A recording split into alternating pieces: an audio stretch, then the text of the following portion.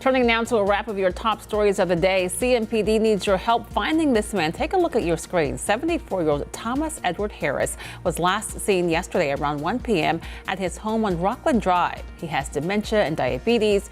Officials believe he is walking and wearing a gray jacket with a navy blue striped shirt and glasses. If you have any information, call 911. And rush hour traffic has commenced in the Queen City. Still looking pretty slow right now on Gastonia 85 northbound, also 77 northbound over towards South Charlotte, and the inner loop of I-485 towards Matthews. As we look at those drive times, Matthews to Charlotte 24 minutes, Salisbury 46, and Waxhaw 39. Chris? Temperatures up from here, lower 70s today and then 80s by the weekend. Earlier we asked you how you feel about Peeps, and y'all have some hot takes. Reviews are mixed though. Some you love them, some you hate them. Pizza gross. I do not like Peeps.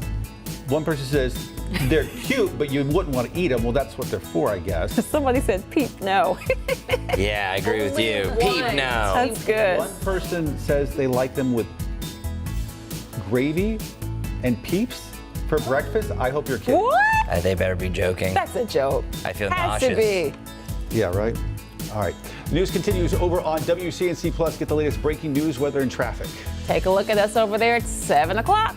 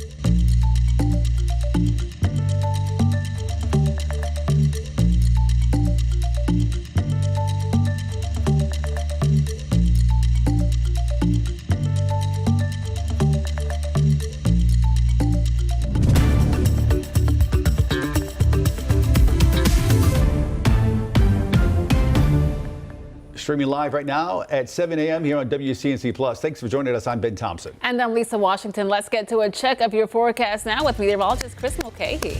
Look at this. The sun is up. It is gorgeous. You can see the orb off in the distance. This is your day, people. Now, mainly just the blue. Of course, we're only going to have those colors now and just before 8 o'clock. And our surface map is also showing that we are dealing with a relatively clear map. You might have a few upper level clouds a little bit later on, but most of the day, wall to wall sunshine. There's a whole lot of nothing happening across the eastern United States. Only exception along this trough, we do have a little bit of snow coming off of the Great Lakes here in Pennsylvania and up into New York, but nothing here in the mid-Atlantic states and the Carolinas. Over the next 36 hours, you can see that we have this little trough that's dancing, allowing a few more clouds by tomorrow, and then our next system gets a little bit closer to us, allowing for some cloud cover to end your Thursday, but we're still staying dry, and I don't have a rain chance until Monday. Highs in the lower 70s today. Yesterday's high was actually 73, but we hit that at midnight. We did reach the lower 70s briefly when the sun came back out late afternoon yesterday. So if you like that, you're going to love today. We just have it all day long,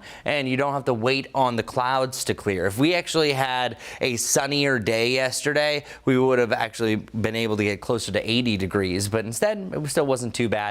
Winds will be gusty from place to place, gusting to about 15 to 20 miles per hour. And then we Control C, Control V for tomorrow. We're just going to make a few changes, just adding a few more clouds and maybe 2 extra degrees to our high temperature, but the lows are going to be on the cooler side. Check out where we're going. Down to 42 degrees, and I think that some of us could drop down into the upper 30s further north and northeast of the Charlotte area. Right around Greensboro to Raleigh, there's actually a frost advisory from 3 to 9 o'clock. Not sure if I completely agree that there's going to be frost in the area, but I just think the National Weather Service there is being a little bit more cautious. You can see that map here, but it's not including any of our counties, so I'm not telling you to cover up those plants just at this moment. I think it's also a little bit too breezy as well. As far as our rainfall chances go, you don't have to worry about anything through the weekend. So that is some great news. And our Guy Roofing 7-day forecast showing the temperatures do a gradual stair climb over the next couple of days, and then boom, into the lower 80s on Friday. 87 for the warmest day. Great weather for the Charlotte FC match. But for your Easter Sunday, Easter baskets ready for the morning egg hunt. Temperatures should be in the mid to the upper 60s. That's amazing. 78 degrees right around Easter lunch, and by the end of the afternoon, your Easter high, 85 degrees, so a very warm Easter indeed. Let's check our morning commute with Becca as cars and traffic starting to pick up. Chris, it's been an easy-going Wednesday morning so far as we take a live look outside from North Charlotte, I-85 at the Berkshire Boulevard. Looking good in both those north and southbound lanes, and a gorgeous shot of that sun there. But, of course, we've got some color on the map indicating some slowdowns. That, of course, is in the usual spots. 85 northbound as you make your way from Gastonia to Mecklenburg County. Also 77 northbound towards South Charlotte as well. Now, as we look at a couple of problem spots out there, this first one is going to be towards East Charlotte, North Tryon Street near Old Concord Road, and I am seeing some yellows and oranges indicating some delays in and around the area, so just keep that in mind if you do normally take that roadway. Also, still have this active incident. This is north of Uptown, westbound Hoskins Road at Berkshire Boulevard. Still have that left turn lane blocked over in that area. I want to let you know of a tree removal happening over towards Midtown. That is going to be happening on Coniston Place, and it's going to close it in both directions between South Kings Drive and Queens Road West, starting 9 a.m. this morning through 4 p.m. on Thursday. 7:04 right now on WCNC Plus. New this morning, Mecklenburg County investing millions of dollars to tackle juvenile crime. Officials voted to approve more than $2 million in funding. WCNC Charlotte's Richard Devane now live for us this morning. And Richard, they're splitting this money up in a few different ways. Yeah. Good morning to you. Good Wednesday morning, everyone. They say that by splitting it up, it can go to a number of programs, all aimed at curbing juvenile violence here in our area. Now, as we take a look at the video, this $2 million is going to be divvied up amongst a number of programs here in Mecklenburg County. That's what county commissioners looked at yesterday, a plan that was presented to them to combat juvenile crime as part of the upcoming budget for next year.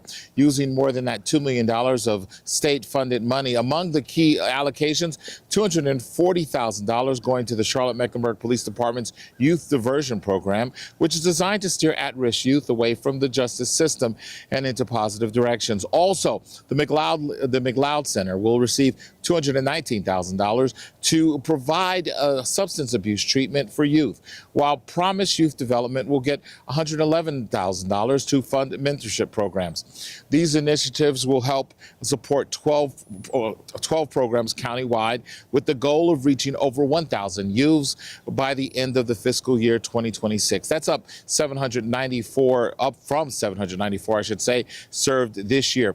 The funding is all allocated based on local youth needs, performance reports, and of course, program proposals. The proposals are all aimed at programs geared at reaching youths before it's too late. We need leaders in our community groups, leaders in our churches, leaders in the business community, and just leaders overall to take the lead or take a small step.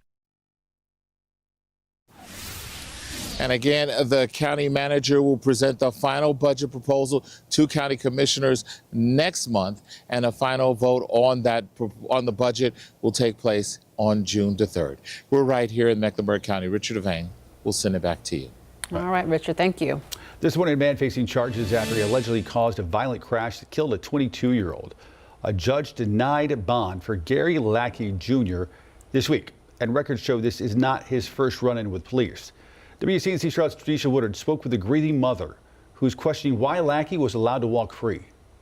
It's our son. Billy Sanders' grief began with a phone call no mother should receive. If I could just tell him I loved him one more time. She learned her 22-year-old son, Dawson Oliver, died along this stretch of road in Huntersville. The suspect, Gary Lackey Jr., was put behind bars, turning a mother's grief into a mother's mission for justice. I never would have thought he would have been out to begin with. Lackey's rap sheet stretches back more than a decade. Data from the NC Department of Adult Correction shows convictions for drug charges, gun possession, and hit and run. It's ridiculous. Records show Lackey was also convicted for DWI back in 2022. In court Tuesday, Mecklenburg County DA's office says Lackey was 3 times over the legal alcohol limit in the February crash. I feel like this could have been avoided. This week, Lackey was charged with second-degree murder without regard, possession of firearm by felon, possession of marijuana, and driving left of center. Sanders says she hopes Lackey will be held with stiffer consequences. We have to fight for our son. Nobody cares about our son as much as we do.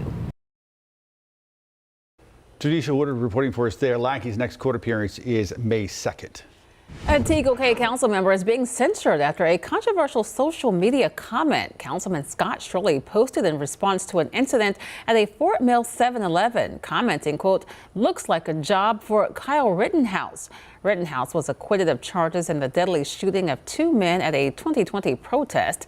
Council members voted to censor Shirley in an official act of disapproval, calling the comment disruptive and offensive. I understand that freedom of speech, everyone has that, and it's protected by the First Amendment, but it does not provide you immunity from the repercussions of saying such comments like that.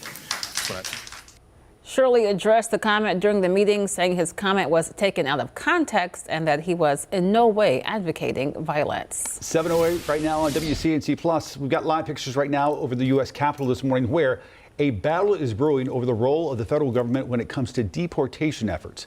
Now one federal judge threatening contempt charges against the Trump administration. NBC's Alice Barr is following that story closely in Washington this morning. This morning, an escalating legal test as a federal judge issued new orders for the Trump administration to turn over evidence of what it's done to abide by her ruling to bring Kilmar Abrego Garcia back to the U.S., signaling that without action so far, she's considering contempt proceedings against the administration. The father of 3 was deported to a notorious prison in El Salvador through what Justice Department officials initially called an administrative error. Enough is enough. My family can't be robbed from another day without seeing Kilmar. The Supreme Court has ruled the administration must facilitate Abrego Garcia's return to the U.S., but the White House argues El Salvador would have to first initiate his release. He's from El Salvador, so that's a decision up to El Salvador. Now arguing he was not mistakenly deported, pointing to a previous judge's ruling that Abrego Garcia was part of the MS-13 gang, though his attorneys dispute that, citing questionable testimony from a confidential informant. Abrego Garcia has never been criminally convicted in the U.S. or El Salvador. He entered the U.S. illegally in 2011 and was granted protected status in 2019 to prevent being deported to El Salvador because of potential dangers. He's been living in Maryland, and a Democratic senator from the state told a town hall he's headed to El Salvador today. To work to bring him home. Democrats pressing the issue as legal experts argued the case raises questions about due process for anyone in the U.S. The federal judge in this case gave government lawyers 2 weeks to provide information about what's being done to return Abrego Garcia. Clearly frustrated by a lack of answers so far, she told them to cancel vacations and other appointments if needed to meet that new deadline. In Washington, Alice Barr, NBC News. The White House says President Trump working to lower drug prices this morning. He signed a new executive order designed to lower prices for seniors and improve the Medicare drug price negotiation program. The move could lower the cost of insulin and push forward approvals for generic drugs.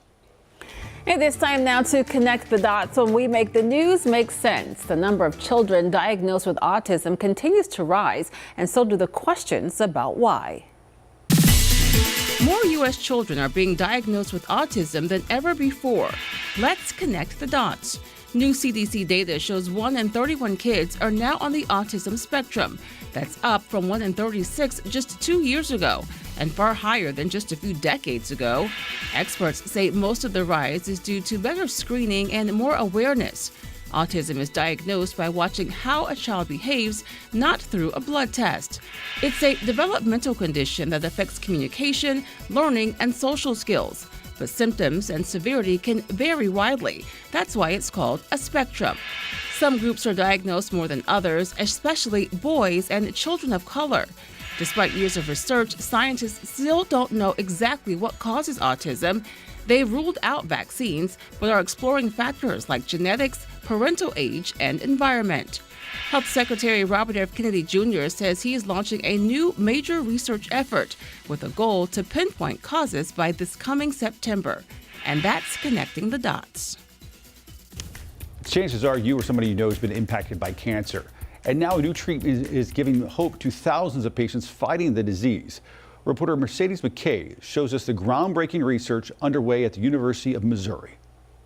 It's a breakthrough in cancer treatment, and not many know it exists just 2 miles from Mizzou's campus. Unfortunately, it's one of the best kept secrets in the state. The University of Missouri Research Reactor, or MIR, is the most powerful university research reactor in the nation. It's quietly becoming the nation's most significant research reactor for fighting a disease that impacts us all. Every day, we're producing life-saving medical isotopes to extend lives and improve the quality of life for cancer patients. The research at MIR led to the development of lutetium-177, which is now the active ingredient in fighting cancer. Because of that, MIR is the sole domestic provider of 4 medical radioisotopes. They attack these cancer cells at the cellular level without damaging healthy tissues. And the side effects on patients are much less than traditional treatments like chemotherapy. Just to put into perspective how this building behind me is impacting people across the country. Just last year, 500,000 cancer patients received life-saving treatments, and that active ingredient was made right here. When I say we are improving and saving lives, it's not just a tagline. It's a mission statement that we have at the university. Saving lives like Forrest Oniswords. The 81-year-old was diagnosed with prostate cancer in 2020. I thought, well, the end is near. My daughter's an MD, and she says, Dad, it's not a death sentence. And so sure enough, I've lived several years since then. But when chemo wasn't doing the trick anymore, Oniswords had to try something new. And for the past 6 months, he's been seeing progress and able to do the things he loves, like riding his electric bike. Yeah, as long as I can keep on riding, that's a good thing. It's wonderful to still be around. And the best is yet to come, as this hidden gem on Mizzou's campus is looking to change even more lives. That's why this project is so important for the future, not only of our university, but also the future of America. Just about everybody knows somebody who's had cancer or passed from cancer. So Yes. Any news like that is encouraging. For sure, especially when it comes to the research. Yeah, the work that some of these universities do is just absolutely staggering. So thank goodness for them. And later on in our WCNC Plus, shifting a different mode of science, NC State actually released their hurricane prediction yesterday. So I'm going to have more on that here on WCNC Plus. But now I need to let you know about the now, because hurricane season doesn't start until June 1st. They're just releasing these numbers a little bit earlier, helping us prepare for what's to come. And we are looking at a beautiful, picture perfect, absolutely amazing, spectacular day. I can't think of any more adjectives for the time being.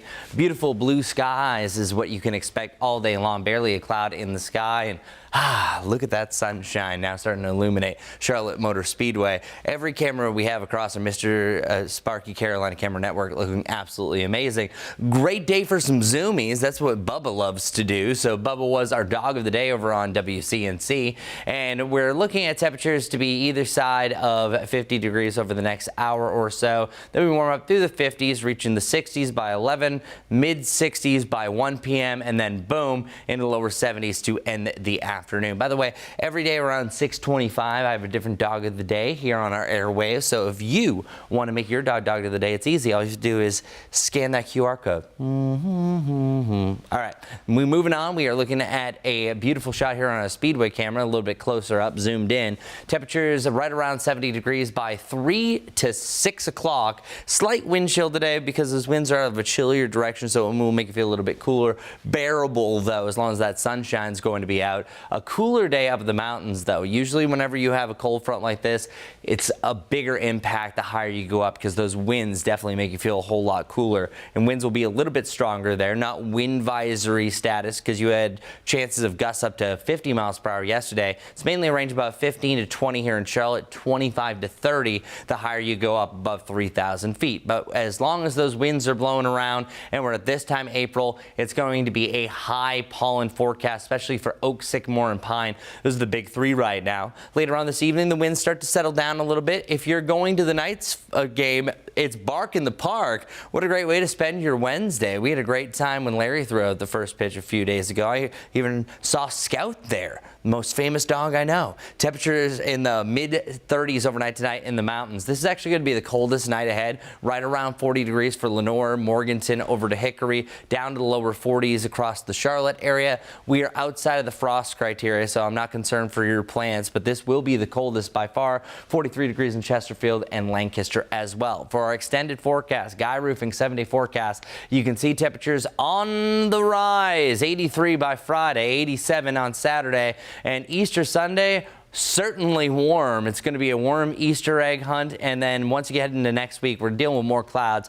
Easter, by the way, not the sunniest day, mostly cloudy overall. You will see some bright spots, don't get me wrong, but then more clouds and more rain chance to be head through the middle of next week. Temperatures back to the 70s Tuesday and next Wednesday. That's your forecast. Now let's hit the roads with Becca. How's it looking?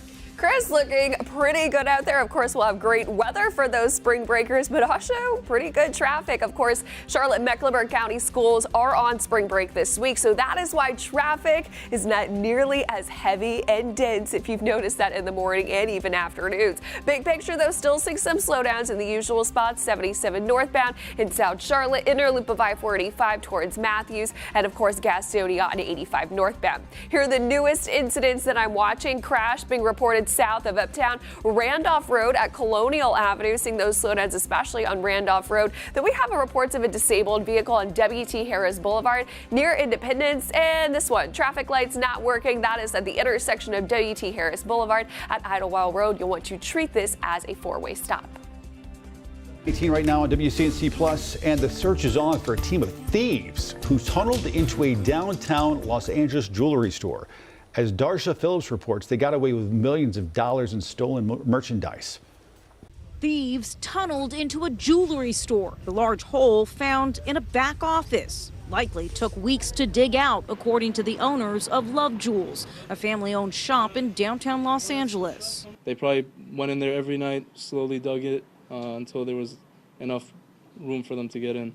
The building next door is an abandoned theater and a vacant shop. There's always homeless going in there. anyone was able to go in. The shop owner and his family still shaken up and don't want to be shown on camera after they say millions of dollars in cash and merchandise were stolen. Upwards to 20 million was taken from us. And that's everything. In the gold business, you reinvest everything. So all our money was what was in the safe. Police not confirming that number, but they are investigating. The break-in happened around 10 o'clock Sunday night. They were able to disable the cameras, disable the alarm, and they were able to get in both the safes. They probably had about 5-6 hours in here. The safe was cut into. The owners of Love Jewels believe this was the work of professionals. Just drilling that hole in the safe right there probably took them 3 hours. And this is certainly not the first time criminals have crawled their way into stores in this area. Over a single night, I lost over $1.2 million. 2 blocks away, another jewelry shop owner says thieves tunneled their way into his store just last year. We need more protection. This is something that it could happen to anyone, and I don't feel safe. Now, other store owners in downtown's jewelry district, I am very nervous, wondering if they will be next. Maybe we close the store because this is not the way. Wow. Interesting. Carolina Panthers preparing for the NFL draft, which is now just over a week away. This year, the Panthers had the 8th overall pick. Question is, will they go offense or defense? WCNC Charlotte's reporters Danielle Stein got the chance to talk to the man in charge of making the crucial picks in this year's draft. One full year in the books for Dave Canales and Dan Morgan at the helm of the Carolina Panthers. They're getting ready for their second NFL draft together, and they're really reiterating that they're not really going to pigeonhole themselves when it comes to the number 8 pick in the draft. We're not going to box ourselves in. We're going to be open to all possibilities, with that number 8 pick. Like I said, whether it's trading back or whether it's staying there and picking somebody. So we're definitely not going to box ourselves in. I don't think, I think no matter how good this roster can ever get, you can never be satisfied. You always got to be hungry and always looking for ways to be innovative and getting better. I think as long as you're getting to the final answer that's, going to give us the best player and come to the best solution, then that's what you have to do. We're really just looking what is going to make our team the best team, and which player that we add to our roster is going to make a bigger difference. So that's the way we look at everything. Not only did Dan Morgan say that they're open to pretty much any position, but he said they are definitely open to trading back with the potential of getting more picks. It only takes one team to fall in love with a player, so a team could fall in love with a player and decide they want to trade up with us and go get their guy. So, I really don't look at it like that. I just look at it as, a team's just may really love a guy. So we'll be waiting if somebody wants to come up. I think we're definitely open to trading back and acquiring more picks.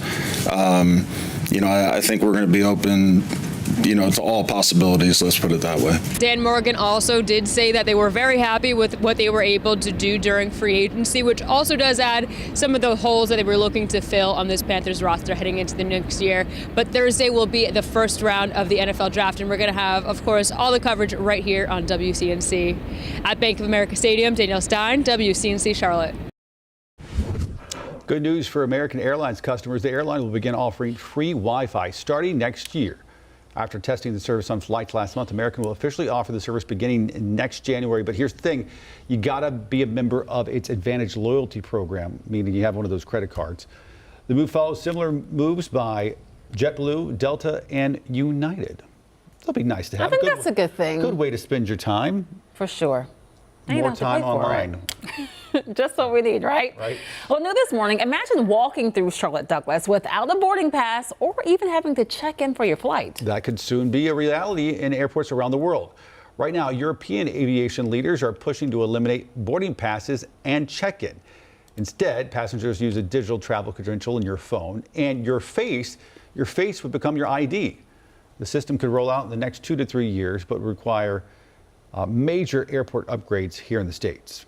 That'd be very nice. Something tells me we're kind of trending toward that. I think it'll happen. I already use my phone just for my ticket. Yes. And as I said, some of the checkpoints at Charlotte Douglas scan your face. Correct. But if it was a bit more altogether, no ID. Easier. I think we'll get there. Yeah. All right, we're going to take a quick break as we take a live look right now over uptown. Temperatures in the 50s right now, shaping up to be a really nice day, and then the heat's on its way and just in time for the weekend. Chris has more coming up in just about a minute. Plus, we'll have another check of traffic. And we're back with the headlines at 7:30 right here on WCNC Plus.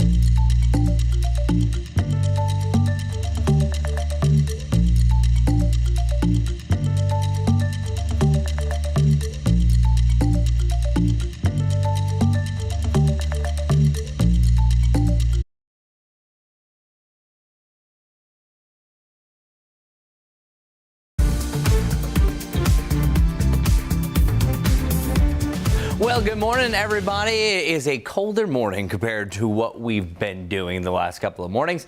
Temperatures ranging all across the 40s, even the upper 30s in a few locations, such as Lancaster, over to Lincoln, same as Boone, and then the warm spot, actually, Charlotte, about 49. All of us will come together and see those temperatures jump through the 50s into the lower 60s to begin the afternoon. It's going to be a beautiful day, though. Look at the background here. If you love spring weather, this is your day, my friend. 72 degrees into the upper 60s around Hickory, but then stuck just below 60 degrees up in the high country. Our low temperatures overnight tonight. Tonight will be the coolest low that we have on that 7-day forecast. And then our lows are trending up, and so are our highs. So here's your Guy Roofing 7-day forecast. 74 by tomorrow, which, by the way, is the seasonal norm for this time of year. Lower 80s on Friday, and then even the mid to the upper 80s Saturday, and a very warm Easter under mostly cloudy skies on the way. Becca? Chris, a beautiful morning to sit and wait in traffic as we take a live look outside from South Charlotte. I-77 at Nations Ford Road, and it's really those northbound lanes that are really packed with traffic. Although good news to report, no major accidents or incidents to report on the interstates or highways. But again, slow 77 northbound with this active crash. This is just popping up over in South Charlotte. That is Woodlawn Road near Rockford Center.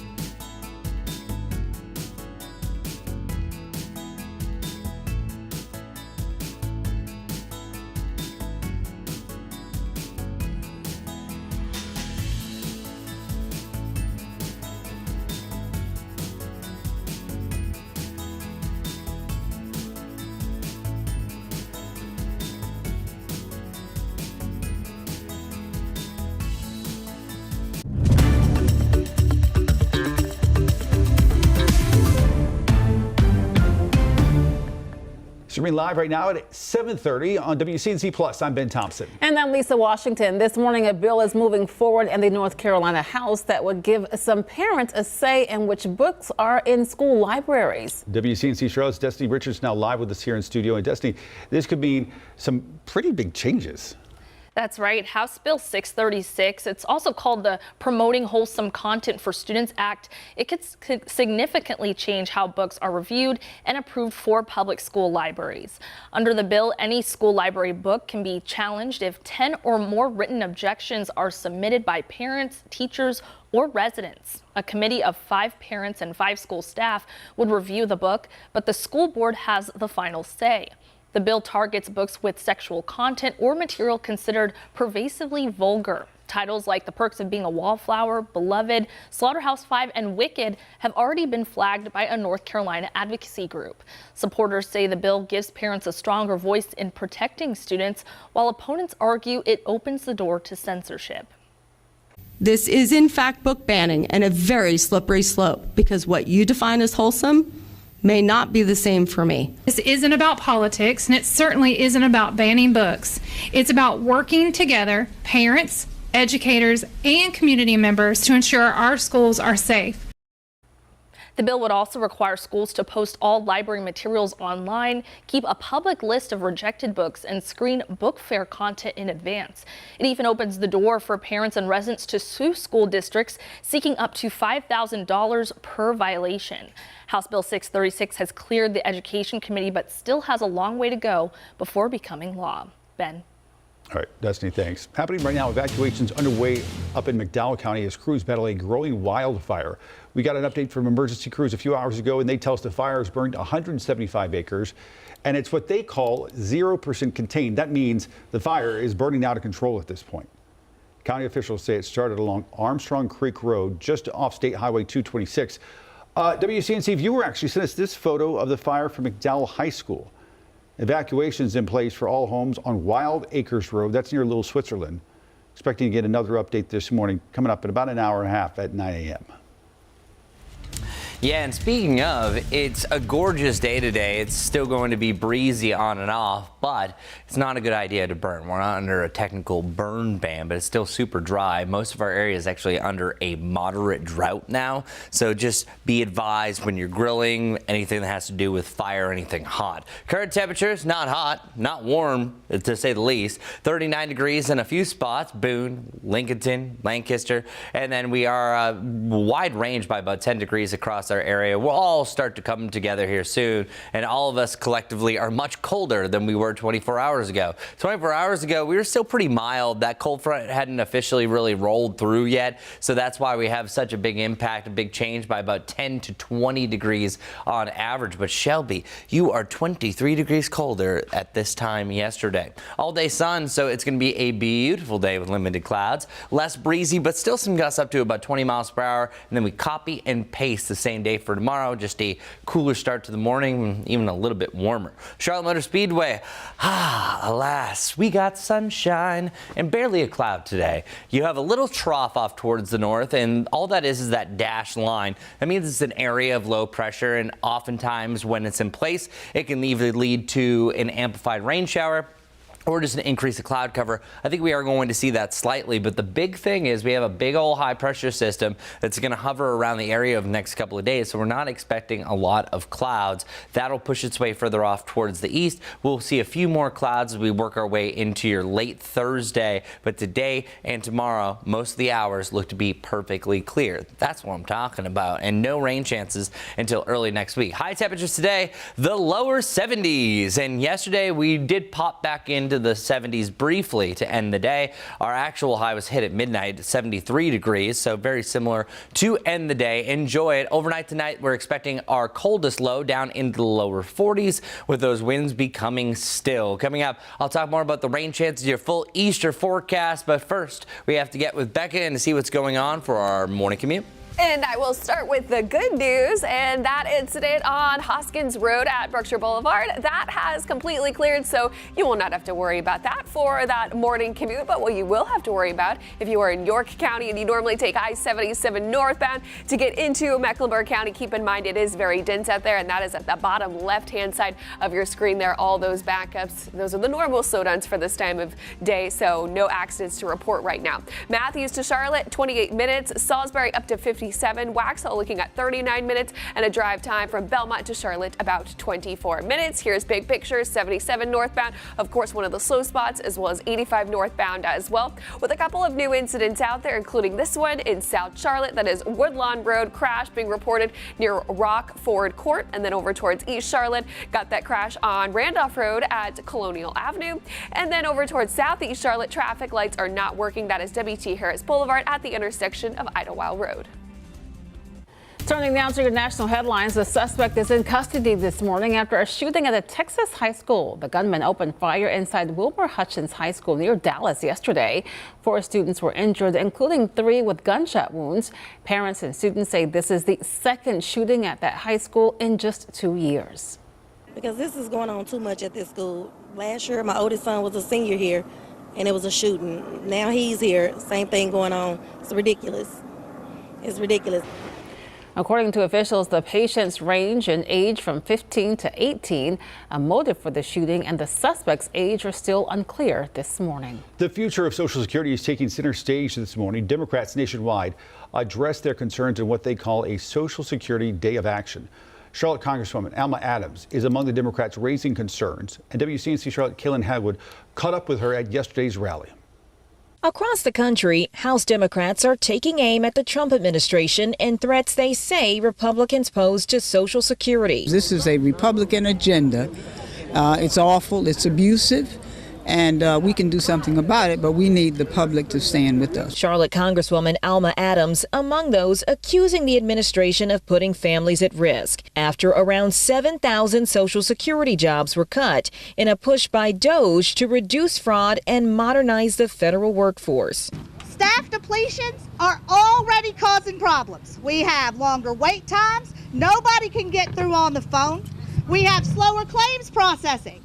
And let me tell y'all about the systems crashes. President Trump has said multiple times he won't cut Social Security, Medicare, or Medicaid benefits. But Paul Ruina, a Navy veteran and Social Security recipient, says he's already feeling the effects of job cuts at the SSA and Veteran Affairs after he says one of his doctors received a letter from DOGE. The guy is amazing, and there is no way he should have gotten a letter asking him if he wanted to resign or potentially get fired in the future. I do not believe a single guarantee that man makes in terms of not cutting out any benefits that the people that he is supposed to serve depend on. That was Kaylin Hagwood reporting. This comes as hundreds of North Carolina government jobs could be at risk under a new law. State Senate leader Phil Berger filed the DAVE Act, which would create a division of accountability, value, and efficiency, much like the federal government's DOGE program. The office would identify state agencies and positions that could be cut down or dissolved. But critics warn many state agencies are already facing staffing shortages. Right now, data shows the state government has more than 14,000 unfilled positions, with 1 in every 5 jobs currently open. 7:38 right now on WCNC Plus. Former President Joe Biden in Chicago last night, where he made his first public speech since leaving office. He raised his own concerns about possible cuts to Social Security, and while Biden didn't address President Trump by name, he did take aim at the Trump administration as a whole, saying it's caused, quote, damage and destruction. In the 90 years since Franklin Roosevelt created the Social Security system, people have always gotten their Social Security checks. They've gotten them during wartime, during recessions, during a pandemic. No matter what, they got them. But now, for the first time ever, that might change. The White House maintains that it will not cut Social Security benefits, and any changes that are made are intended to reduce waste and fraud. 7:39 now. The battle between the Trump administration and Harvard University is heating up this morning. The president now further threatening the school's financial foundations. It comes as the university refuses to comply with a list of wide-ranging demands on DEI, leadership, governments, and more. NBC's Stephanie Goss takes a closer look at the controversy. It's an all-out battle between Harvard University and the Trump administration. The White House accusing the school of not addressing anti-Semitism on campus. We unfortunately saw that illegal discrimination take place on the campus of Harvard. There are countless examples to prove it. The Department of Education freezing more than $2 billion in federal money after Harvard refused to accept a long list of demands taking aim at its culture and curriculum. The school's defiance being embraced by some on campus. I think it was so important because this attack on Harvard wasn't just an attack on Harvard, it's an attack on higher education. And in that sense, it's an attack on a pillar of American civil society. President Trump also threatening to revoke the university's tax-exempt status, accusing the school of pushing political, ideological, and terrorist-inspired sickness. Harvard University's president says the school has taken steps to address anti-Semitism on campus and calls the federal government's tactics a violation of the school's First Amendment rights. Former President Barack Obama weighing in, applauding Harvard's decision. Harvard has set an example for other higher ed institutions, rejecting an unlawful and ham-handed attempt to stifle academic freedom. Federal funding has been paused for schools around the country, including Columbia, Penn, Princeton, and Northwestern. The money being used as a cudgel to try to force cultural change. Harvard has the largest endowment of them all, over $53 billion. But there are restrictions over how that money can be spent. So pulling federal grants will still hurt. And the whole country will feel it, according to the president of the American Council on Education. This freeze will hamper Harvard's ability to produce new technologies, new biomedical discoveries, new outreach in public health. We will be in worse shape as a nation because of these freezes. That was NBC's Stephanie Goss reporting. South Carolina bars and restaurants hope a new bill will help save them some money. The South Carolina Senate gave key approval to a measure that would reduce liquor liability costs. Right now, any establishment that sells liquor must carry a $1 million liability insurance policy. Bar owners want that change and say it's necessary to keep them afloat. The bill still has to go through a third reading before it can be approved. That could happen tonight. Another South Carolina bill is moving forward this morning that would allow license plate readers on state-owned roads. While law enforcement agencies say the readers are crucial for investigations, others have raised privacy concerns. The Department of Transportation has paused the installations for now, saying they need a clear policy to move forward. That bill would only allow data from plate readers to be stored for 90 days. It now heads to the full Senate Judiciary Committee for discussion. Easter Sunday this weekend, and those shopping for their holiday traditions are facing a higher price tag this year. The National Retail Federation says shoppers will collectively spend $23.6 billion this Easter. Now that's up from just over $22 billion last year. But it's not because people are buying more, it's that items cost more. The bird flu outbreak is spiking egg prices to a record high, $6.23 a dozen. And the impact of President Trump's tariffs also causing some concerns. Smaller businesses say there is little they can control. With all the tariffs that they're talking about, there's really nothing that's going to be left untouched. So there's nothing we can do it as a bakery to worry about that or to fix that. Nothing we can do as consumers. A recent Wallet Hub survey finds nearly half of Americans will skip dyeing eggs this year due to the high prices, and 2 in 5 Americans expect tariffs to impact their Easter spending. All right, maybe you've had some of these symptoms: itchy eyes, a runny nose. Our pollen levels have been extreme this week thanks to the warmer weather and, of course, the windy conditions. But is this normal for the Carolinas? Meteorologist Brittany Van Voorhees is breaking it down for us in today's Weather IQ. Blooming flowers, lush trees, sniffling and sneezing. Spring in the Carolinas can be breathtaking, literally. But why is the pollen so bad where we live? Let's raise your weather IQ. Many folks who move to the South discover they have new or worsening allergies.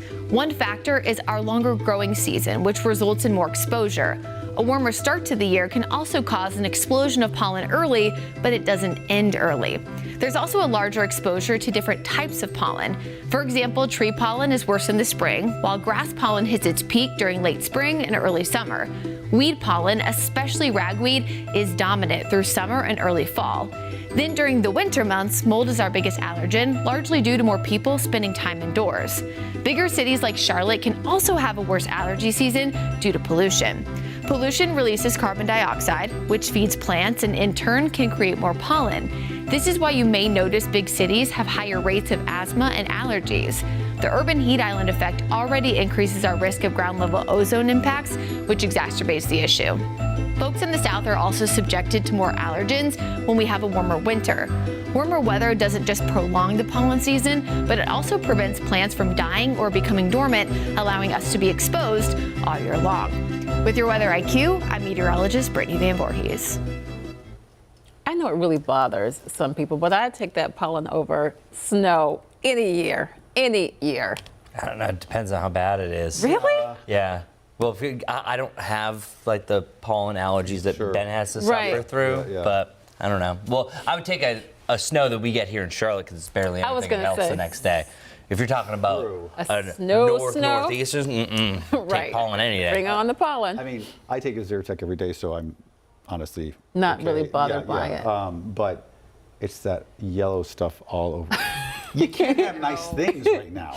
Like for the month of April, like your car can't look good. Right. Your house can't look good. Yeah. I mean, just because it's all covered and in it comes yellow. back quickly. Right. I mean, it'll rain one day and it just comes back so quickly. I got a car wash on Sunday, and by Monday afternoon, nice little Yeah, coating. it's just like why do Especially we if it's like a even dark bother? colored car, forget it. I know. See, my house is already yellow, so see, you're smart. It's perfect actually. So I understand why the previous owner painted it yellow because it's pollen yellow. Now my white car is now yellow, so I think it's too much yellow in my You life. need a yellow car. Yeah, I know, right? Right. Of course. Match it all across the board. Sunny. We did have a nice little yellow glint to the sky not too long ago, but now the sun officially is up. And now a pinkish color represents an extreme pollen level. I am so sorry. I'm not gloating over here, but seriously, those who have to suffer from allergies, this is the peak. This is the worst. And I think things are going to start to improve slightly, probably still at a high level over the next week and a half, especially oak, sycamore, and pine. It's the tree pollen that's always the most widespread and the most noticeable, but always remember, the yellow that you see on your car, on your yellow house, porch, all the above, that's not what makes you sneeze. What makes you sneeze is microscopic and you can't even see it. It's absolutely gorgeous here at Charlotte Motor Speedway. Mr. Sparky Carolina Camera Network is not disappointing today. Beautiful Carolina blue skies. This is one of those days that you walk out and you're like, spring, this feels amazing. Now yesterday, winds blowing you back occasionally, actually the last couple of days. Winds will still be gusty to around 20 miles per hour. That's pretty typical for the breezy season this time of year. And then wind gusts to 25, so well outside of the wind advisory criteria that the high country had. And our winds are going to get much lighter as we work our way into tomorrow. Check it out. Tomorrow morning, only about a 10 mile per hour breeze, and we stay in that range even lighter for the afternoon. So tomorrow's shaping up to be even better. Our future cast, it was just moving. Could you tell? That's how sunny today is going to be. I don't think you have a cloud in the sky today. Maybe a little bit later on in the evening, a few upper level clouds start to work their way back in. But all in all, it looks to be a picture perfect, beautiful start to the day on Thursday. But clouds will increase. This is new. Not sure how much I believe this, but it's showing the slightest chance for a little bit of rain during your Thursday evening. I think this fights dry air. I don't think that we're saturated enough for this to really come to fruition. You can already see signs of it as it pushes from west to east, that it dies out, because dew points in the mid-30s, that is bone dry for this time of year. And then once you get close to the 60-degree point, if we had dew points that we had this weekend on Thursday, I would say, hey, yeah, I think that rain chance is legitimate. But the ones that are a little bit more legitimate are Monday heading into Tuesday. That's where we're anticipating a little bit more rain. Rainfall forecast over the coming days. It's not necessarily in Kentucky. Now we have a new bullseye that's forming right over here in Missouri and Oklahoma. What's been happening a lot this season, it's called atmospheric blocking. Meanwhile, while we're looking at a pleasant few days, it's just blocking these rain systems that turn into stationary fronts. Then you just have rain after rain rain, so another flood concern through the central part of the United States. No concerns here on our Guy Roofing 7-day forecast, just concern of a great, good, wonderful time this weekend. Temperatures in the upper 80s on Saturday, mid 80s on a mostly cloudy Easter, but that's one of the warmest Easters you're probably going to experience. And then temperatures slowly falling to either side of 80 degrees in the middle of next week. That's where our next rain chances return. I think our next best chance for rain looks to be Monday night heading into Tuesday. Good morning to you, Becca. How's everything going in your department? Good morning, Chris. We are in the heart of rush hour traffic, and it's looking like it on our big picture traffic map. 77 northbound, one of the biggest problem spots, as well as I-485 inner loop over towards Matthews, and of course, the usual suspect, I-85 northbound over towards Gastonia. Got a couple of new accidents out there, including this one. This is inbound South Tryon Street after Choate Circle. Then just down the road, we've got another incident blocking the median as well. This is westbound Hoskins Road, close to South Tryon Street, just before Shopton Road. So again, this is causing some delays as well. In addition, this active incident inbound University City Boulevard at I-485 outer loop. And again, this is only blocking the right-hand shoulder, so shouldn't cause too many delays. As we take a live look outside, this is I-77 at Clanton Road. Traffic moving along nicely there, but definitely allow yourself plenty of extra time as you head out the door. All right, check this out. A Charlotte artist getting ready not only to put his talents on display, but also he's working to provide new opportunities for young people. His ultimate goal with his work is to provide free art programs this summer for kids. WCNC Charlotte's Nick Sturdivant takes a look at his efforts. Michael Grant is not just an artist. He's the founder of Charlotte nonprofit AKU. But it starts with a dream. A dream that he is trying to make come true through art to help heal youth in the Charlotte community. Art is not just, painting. Art is just not, it's deeper than that, man. It's healing. Like for me, it got me through a lot of different things, man, from depression, anxiety, suicide, all different types of things. He's picking a unique type of art to expose these youth to something different. Japanese art, I just feel like this ancient connection to Japanese art and just like the aesthetics, how they move, who they are as people, the politeness, the kindness, and they got mad flavor. His upcoming art show, Japo-Futurism, features a fusion of African American and Japanese culture, a flavor to help these students experience something different. And I also want them to get, just the cultural experience. Reporting for WCNC Charlotte, I'm Nick Sturdivant. The Japo-Futurism Showcase is tomorrow and Friday at Camp North End. The ticket sales will help support the nonprofit. For more information, head over to the WCNC Charlotte mobile app.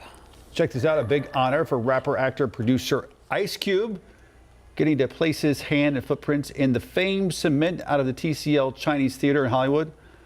Ice Cube rose to fame as a rapper, songwriter in the late 80s, and then got started in the movies. 1991 film Boys in the Hood, and then go on to do a lot of movies like Friday, Barbershop.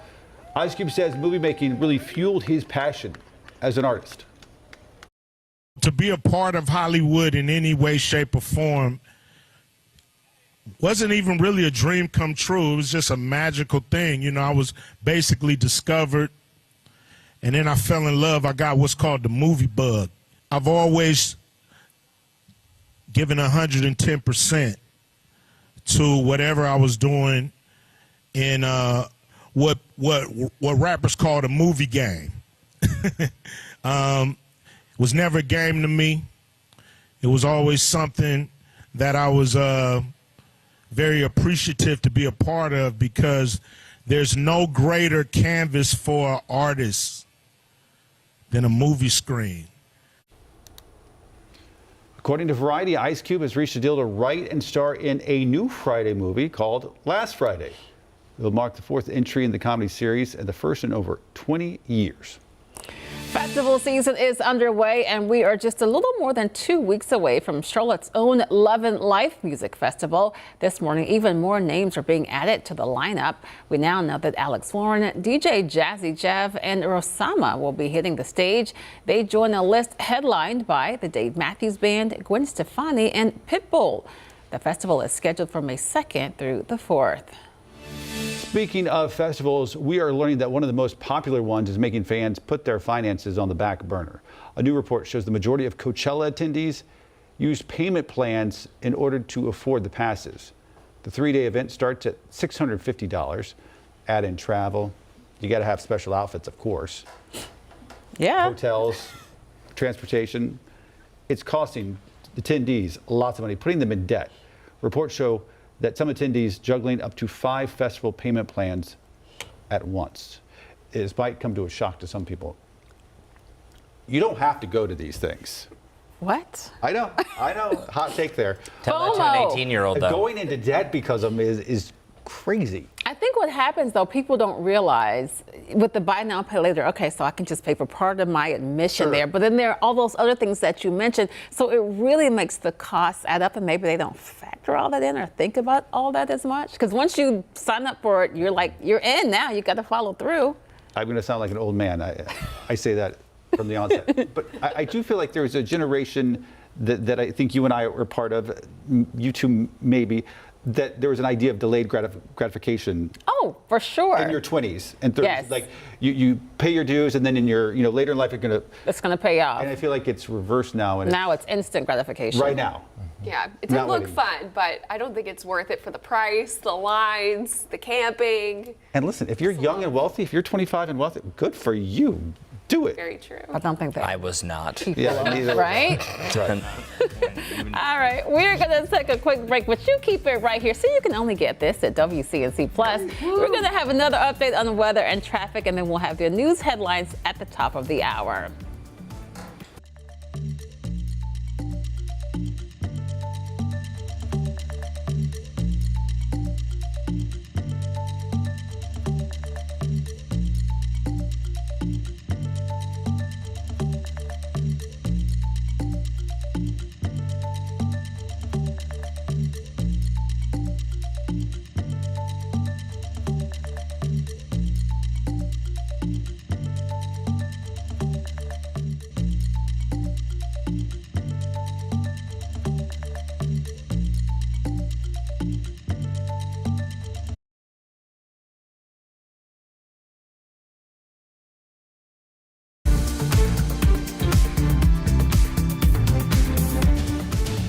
Well, good morning, everyone. The winds are going to be a little bit lighter today compared to where they have been, but it is still going to be a pollen-filled day because of that, with wind gusts occasionally getting up to about 20 miles per hour. High temperatures today, eventually going to be about 20 degrees warmer than we're at right now for Charlotte, at least. Charlotte's up to 53, leading the pack ahead of the rest. 39 degrees in Boone. All these temperatures will start to come up as we get the news update heading into the 8 o'clock hour, and we'll be in the lower 60s by the early afternoon. So a perfect lunchtime hour, just letting you know those napkins could blow around a little bit. High temperatures in the lower 70s, absolutely picture perfect. This is a perfect spring day, y'all. Whenever you're in direct sunshine, it makes you feel at least 10 degrees warmer, so we're going to have that at our shoulders. Tomorrow morning will be the coldest, though, going forward, so that's the only day that you really need to wear maybe the heavier jacket or coat. But then after that, we are zooming for our highs and lows. Look at this weekend, much, much warmer. Becca, how's traffic looking so far?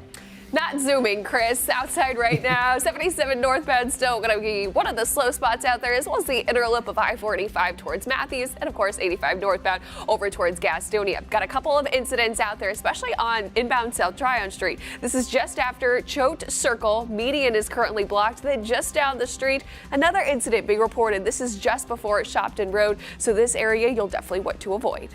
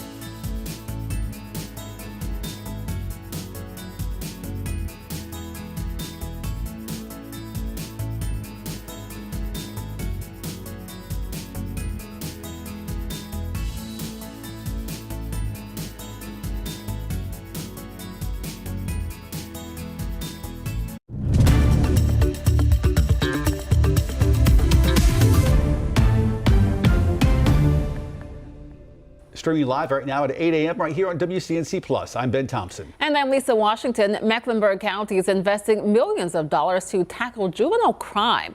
Officials voted to approve more than $2 million in funding. WCNC Charlotte's Richard Devane live for us this morning. And Richard, they're going to split up this money in a few different ways. Yeah, they want to put it in a number of programs, guys. They say that the more programs they can put it into, the better reach you'll have getting out to folks within Mecklenburg County. Now, let's take a look at some video. They say that by spending this $2 million and putting it into the budget, it can get to these programs and thereby getting to folks in the community. All of this discussed in the budget proposal that's going out. Last night, the county commissioners presented that plan to combat juvenile crime as part of the upcoming budget for the upcoming year. More than $2 million of state-funded money. Among the key allocations, $240,000 going to the Charlotte-Mecklenburg Police Department's Youth Diversion Program, which is designed to steer at-risk youth away from the justice system. Also, the McLeod Center will receive $219,000 to provide substance abuse treatment for youth, while Promise Youth Development will get $111,000 to fund mentorship programs. These initiatives will support some 12 programs within the county. The programs will have a reach of over 1,000 youth by the end of the fiscal year. That's up from 794 who were served this year, I should say. And this is all based on local youth needs, performance reports, and program proposals. Now, all of these programs are geared at reaching youth before it's too late. We need leaders in our community groups, leaders in our churches, leaders in the business community, and just leaders overall to take the lead or take a small step. And county leaders say that they're taking these steps now to help keep these youths on the right paths. Now, we can tell you that basically what will happen is next month, these proposals will be in the overall budget, which will be presented to county leaders again. They'll have a final vote on the budget in June. We're right here in Mecklenburg County. This is Richard Devane. Guys, we'll send it back to you. I'm sure all those resources will help for sure. Thank you, Richard. All right, let's get a check of your WCNC weather impact forecast, and shaping up to be a nice day, not only today, but again tomorrow. This is what we're talking about. Spring weather, if you love it, I am a big fan. This time of year, you should be embracing the 70s. However, the 80s are going to fight back by the weekend, so enjoy the cooler temperatures while we have it. I usually say if you're not a huge fan of the heat, well, why are we living here in the Carolinas? But if you prefer this weather, you got to take advantage of it because it's going to get quite hot, close to almost 90 degrees by this weekend. All day sun, a beautiful day with limited clouds, less breezy than yesterday. 20-mile-per-hour gusts are possible throughout the day, and then pretty much copy and paste this day. Put it tomorrow, just add a couple degrees and then subtract some from our lows. It looks like this today. It'll look like this again tomorrow. The only difference is tomorrow we could have a few more clouds. I'm really loving this forecast. Enjoy. This is a day that when you're walking around, it'll make you smile because it's just super pleasant and it'll feel great. Maybe right now it doesn't feel the greatest because we have a little chill to the air. 42 degrees in Lincoln, 49 degrees in Statesville, 40 in Boone, but we're starting to see those temperatures on the rise. Compared to 24 hours ago, yeah, it's a whole lot colder. Even 22 degrees colder for you in Morganton, Lincoln, and Concord. At that point, we are increasing the clouds and we are still in the mid-60s. Charlotte Motor Speedway, another great look all across our area, and our surface map not really showing a lot. What's happening is a cold front's actually pushing its way further off towards the east, so we're seeing the final batch of those cooler temperatures. As I mentioned, we're not going to see a lot of changes. At most, just a few clouds maybe tomorrow, especially the late day where we have the slightest chance for a sprinkle during the evening, but likely staying dry. As I mentioned, high temperatures in the lower 70s, close to the upper 60s for the foothills, and the upper 50s up in Boone. Tomorrow is going to be the bottom. This is going to be our coldest low across the area, and then temperatures leveling out at that point, usually when the sun is rising up. And there's actually a frost advisory in North Carolina, not for our area, but I'm letting you know some areas can drop down in the upper 30s around Greensboro to Raleigh, but I think we're outside of that, so I'm not telling you to protect your plants just yet. Low temperatures, well, this is the bottom, as I mentioned. Look at that. Going forward, we mainly have the lower 60s for some of our lows and our highs. We see the spike, the top on Saturday. Still not a big drop down, still the mid 70s by the back end of that 10-day forecast. That's your full forecast, looking across 10 days. Now let's look at the now in traffic with Becca. How's it going? Starting to improve, especially on 77 northbound as you're making your way towards South Charlotte and up down. This is a live look outside from I-77 at Nations Ford Road. Just slightly slow, of course, on those northbound lanes, but southbound lanes looking great. Here's an updated look at those drive times. Matthews to Charlotte up to 29 minutes, Salisbury 55, Waxhaw 39, and Belmont an easy 24 minutes. Here's the latest look at those road conditions. Slow right now on the outer loop of I-485 towards West Charlotte. Still slow on Gastonia on 85 northbound, and slow towards Matthews on the inner loop of I-485. Got a couple of incidents out there, but want to let you know of this tree removal that will be happening in Midtown today. Coniston Place will be closed both directions between South Kings Drive and Queens Road West. That starts at 9 a.m. this morning, will last through 4 p.m. tomorrow. Got a couple of crashes out there, including this one. This is inbound University City Boulevard at I-485 towards the outer loop, and currently that right-hand shoulder is blocked. Becca, thanks. This morning, a man facing charges after he allegedly caused a violent crash that killed a 22-year-old. A judge denied bond for Gary Lackey Jr. this week, and records show this is not his first run-in with police. WCNC Charlotte's Tricia Woodard spoke with a grieving mother who's questioned why Lackey was allowed to walk free. It's our son. Billy Sanders' grief began with a phone call no mother should receive. If I could just tell him I loved him one more time. She learned her 22-year-old son, Dawson Oliver, died along this stretch of road in Huntersville. The suspect, Gary Lackey Jr., was put behind bars, turning a mother's grief into a mother's mission for justice. I never would have thought he would have been out to begin with. Lackey's rap sheet stretches back more than a decade. Data from the NC Department of Adult Corrections shows convictions for drug charges, gun possession, and hit and run. It's ridiculous. Records show Lackey was also convicted for DWI back in 2022. In court Tuesday, Mecklenburg County DA's office says Lackey was 3 times over the legal alcohol limit in the February crash. I feel like this could have been avoided. This week, Lackey was charged with second-degree murder without regard, possession of firearm by felon, possession of marijuana, and driving left of center. Sanders says she hopes Lackey will be held with stiffer consequences. We have to fight for our son. Nobody cares about our son as much as we do. Tricia Woodard reporting for us there. Lackey's next court appearance is May 2nd. A TKK council member is being censured after a controversial social media comment. Councilman Scott Shirley posted in response to an incident at a Fort Mill 7-Eleven, commenting, quote, "Looks like a job for Kyle Rittenhouse." Rittenhouse was acquitted of charges in the deadly shooting of 2 men at a 2020 protest.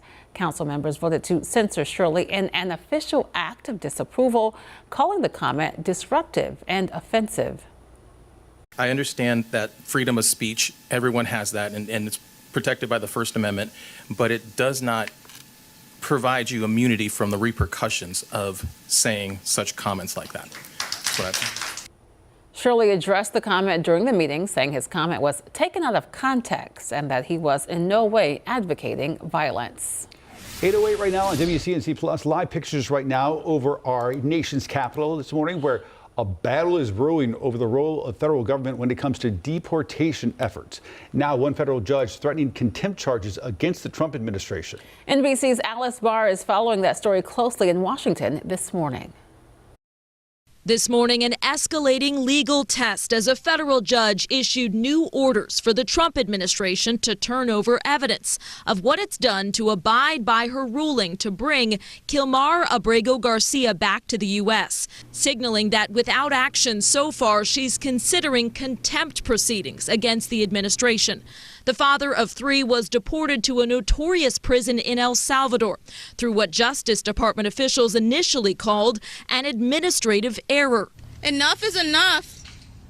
My family can't be robbed from another day without seeing Kilmar.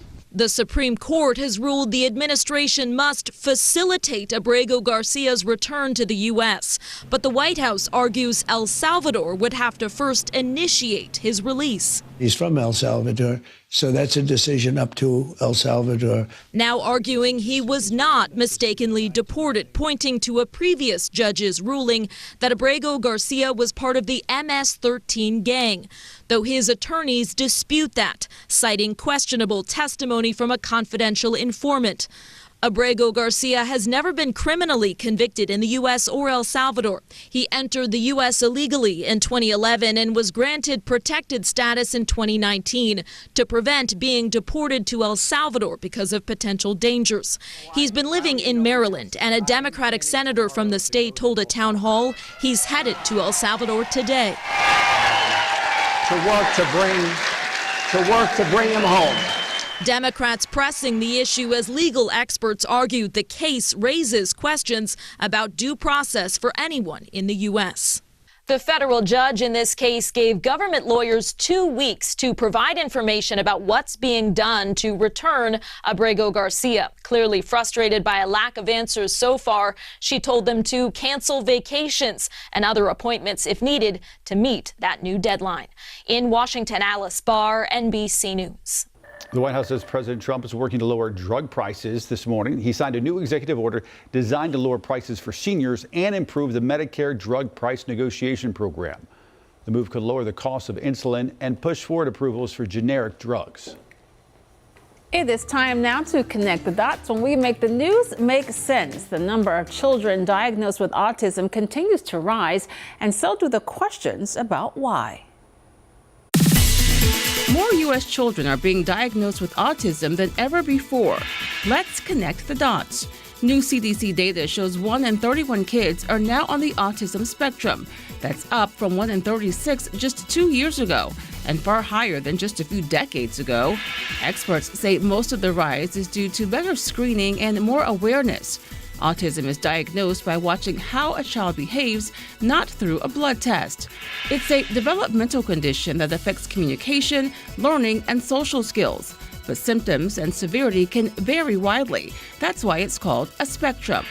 Some groups are diagnosed more than others, especially boys and children of color.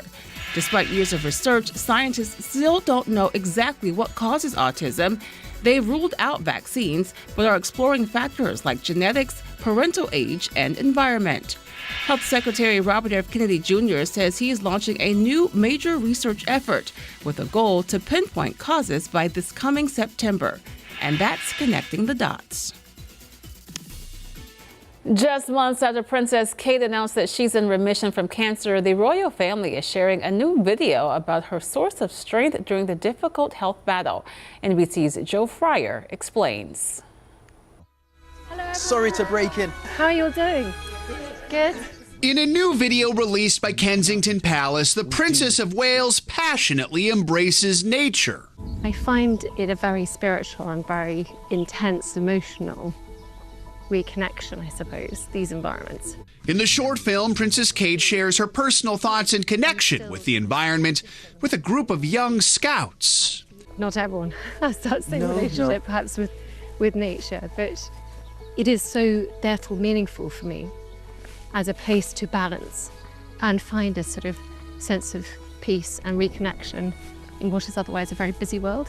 The princess's remarks come after recent posts about nature, like this photo taken by her son, Prince George, and shared on World Cancer Day in February. The cancer journey is complex, scary, and unpredictable for everyone, especially those closest to you.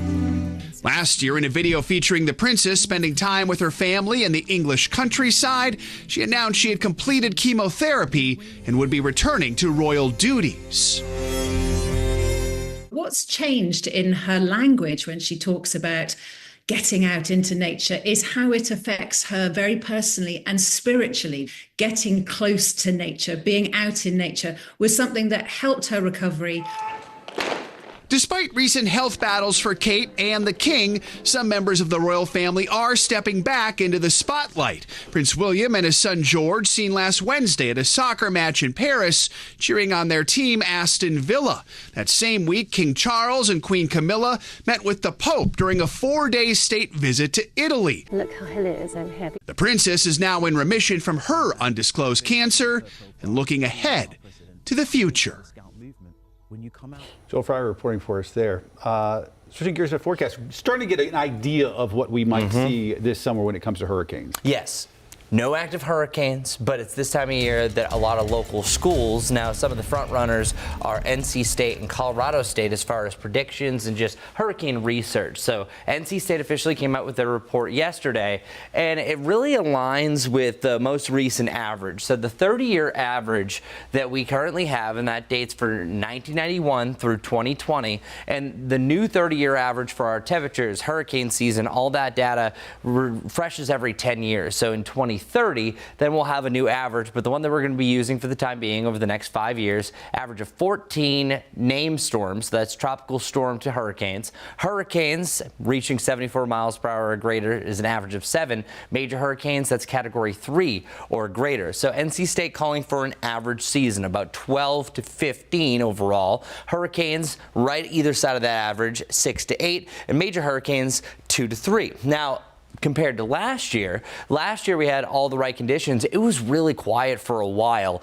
and it almost looked like it was going to be a busted season because a lot of forecasts, including NC State, was calling for this to be one of the greatest seasons of all time. Now, it still was within the top 10, just barely, with 18 named storms, 11 hurricanes, and 5 major hurricanes. 2 of those were category 5s. Well, all you have to have is names like Milton and, of course, Helene that we will forever remember here to make that a historic season. We always say it only takes just one. But let's compare that to CSU. So Colorado State came out with their prediction a couple of weeks ago, so really closer to the beginning of April, and they are going for one number. This is bold. Usually anywhere in meteorology, even with temperatures, will give some sort of range, but they're calling for 17 named storms, 9 hurricanes, and 4 major hurricanes. So they're a little bit elevated. So what CSU did, I think that they're seeing a slight come down from last year, but then they're assessing that maybe it's going to split the difference between the average to what we usually see. Now we're waiting on the National Hurricane Center. This is the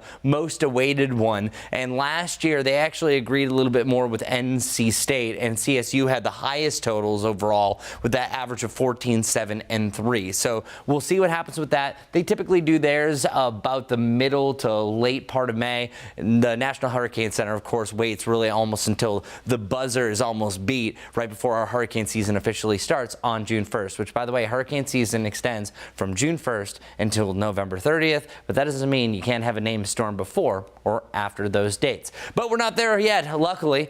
Charlotte Shout's still going on, so don't miss it if you haven't made your way down to Uptown. Today's a perfect day for it. However, those buildings will shade you from the sun, so you might feel chilly in the 60s from time to time, reaching around that 70-degree point, and then winds gusting up to about 20 miles per hour on and off during that stint, and then highs reaching the lower 70s right across the Charlotte area, 69 around Hickory, and then 59 in Boone. But the big story is that's absolutely gorgeous. There's something about a spring day with a blue sky like this that if you're walking around saying a walk in the park, just makes you feel good. And high temperatures after this will not feel like a spring day. It'll actually feel more like an early summer day. Well, I guess right on the cusp. Technically, lower 80s is our average temperature right at the beginning of June. That's still technically spring, but in the meteorological world, that's actually where we start keeping our summer record keeping. The peak over the coming days looks to be 87 degrees. This graphic that you're looking at, I know there's a lot on here. This just simply represents if it's an above or below average temperature. It's a perfectly average day by tomorrow. After that, most days are above normal and some up to 10+ degrees above normal heading into your Easter weekend. What about the winds, though? That's been the big story of the last couple of days. I am assessing wind gusts to be around 20 to 25 across the area. I think 20 is more of the threshold for the Charlotte area, and then it's much, much lighter through the overnight and tomorrow. Tomorrow, I think it barely gets above 10 during the afternoon. And our future cast, did you catch it? A little blip of a cloud for today? That's all we're expecting. So I'm really calling for a wall-to-wall sunshine scenario today. One of my favorite forecasts. A few upper-level clouds up in the high country greeting us through the overnight tonight. A nice clear start to tomorrow. So we're going to have another gorgeous sunrise. But then what is this? Where did this come from? This futurecast is picking up a slight chance for rain. At most, I'm going to call this a sprinkle during your Thursday evening. And that, I think, is still very, very low confidence because we're just so dry for for the time being. Whenever you have a dew point, it's in the 30s. That's very dry. But then once it gets a little bit close to that 60-degree point, well, then you're feeling it a little bit more, and it's better storm fuel and rain fuel in general. So our Guy Roofing 7-day forecast, if it would advance for me, showing temperatures warming up into the lower 80s by Friday, close to 90 degrees even on Saturday, and then Easter Sunday, 85 degrees. I was actually looking over the last 10 years when we had an Easter this warm, how easily you forget. Last Easter we hit 84, this Easter 85, so back-to-back warm Easters. Becca, how's traffic looking so far? Still busy out there, Chris, as I take you live outside to York County. This is I-77 at Gold Hill Road, a very busy stretch of roadway for that morning commute. Still looking packed on those northbound lanes as you head inbound into Mecklenburg County, and that's where you're going to run into all that traffic pretty much from York County towards Fort Mill all the way to uptown Charlotte. Pretty typical for this time of day. Also, outer loop of 485 towards West Charlotte, also pretty slow as well. Got a couple of new incidents out there, including this one. This is a crash that has cleared at Colonial Avenue, but this is the new crash that I was talking about. This is in Uptown, westbound Trade Street after Caldwell Street. May appear to be a hit and run, as this is the only vehicle I am seeing currently on the screen, but one lane of traffic is currently blocked off. Then over towards southern Mecklenburg County, still have these active incidents, including this one inbound South Tryon Street after Choate Circle, blocking the median. Then just down the street, another one on inbound South Tryon Street, and this one is just before Shopton Road, also only impacting the median. May slow traffic down and add an extra minute to that morning commute. Becca, thanks. 8:21 right now on WCNC Plus. Los Angeles in danger of losing its title as entertainment capital of the world. States like Georgia and yes, even North Carolina are becoming more attractive locations to the film industry. Film industry leaders say the future of Los Angeles looks grim if the city keeps its trend of declining productions. Darsha Phillips reports. Everybody asks, well, what happened here? It's legendary. Legendary movie scores and some of the most famous names in music recorded here at Evergreen Studios. What is a Dolby Atmos theater? Neil Portnow and his partners saved this studio, and it's thriving. One of the better stories of the moment. But going forward, the question is production going to remain vital here in this town? And that'll be the key to how we do here. The film industry, synonymous with LA and Hollywood, has taken a big hit. We posted a 22.4% decline in on-location filming for the first quarter of this year. Globally, there's been a cutback in new production, and California isn't doing enough to bring and keep production here. California does not have a competitive tax incentive in place to bring new projects back. And when the third largest economic contributor in the greater LA area is hit this hard, the effect is sobering. I was just on the lot at Warner Brothers, and it feels like a ghost town. Everywhere I go, it feels like a ghost town. And it ripples out. The restaurants have less people coming into them. The stores have less people buying. If something isn't done, industry leaders say the future of LA is grim. I have seen people make comparisons of Los Angeles to Detroit prior to the flight of the auto industry. Governor Gavin Newsom and state legislators are calling for improvements to the state's tax credit program to draw production back and increase jobs locally. Industry leaders are encouraging people to call and write their senators, asking them to support these bills and keep LA the entertainment capital of the world. There's nowhere in the world that you have better, finer, more dedicated, educated, incredible, unique performers, players, musicians. And for those who've made it, lived the career of their dreams, leaving Hollywood better than they found it is the best legacy. Because it's important that people who are coming up the ladder have a place to go and have a place to thrive. Darsha Phillips with that report. Easter Sunday is now just days away, and whether you love them or hate them, those marshmallow peeps are inescapable this time of year. Here are some things that you may not know about the sweet treats. On average, 5.5 million peeps are made every single day. That's more than 2 billion per year. Before the 1950s, each peep was made by hand, and it took 27 hours per batch. Now, while you probably think of pink and yellow, that's the color of peeps, there are actually 9 different colors and 14 flavors of peeps to pick from. So we want to know, do you love them? Do you hate them? Text us 704-329-3600. Here at the desk, we know that 3 of the 4 are like no-go on the peeps. But I would pop a peep, 1 or 2, but not more than You're that. a peep popper. I had no idea. Just 1 or 2, not a lot. 1 or 2. Yeah. Okay. Are you the one that eats it with gravy? No. It was. About that earlier. No. You saw some of the folks weighing in. It's get people worked up. Let's bring that back. I like the peep now. That was a good one. That was a good one. Well, yeah, we're there gonna it have is. some toasted peeps this Sunday. I think honestly, it's a good decoration.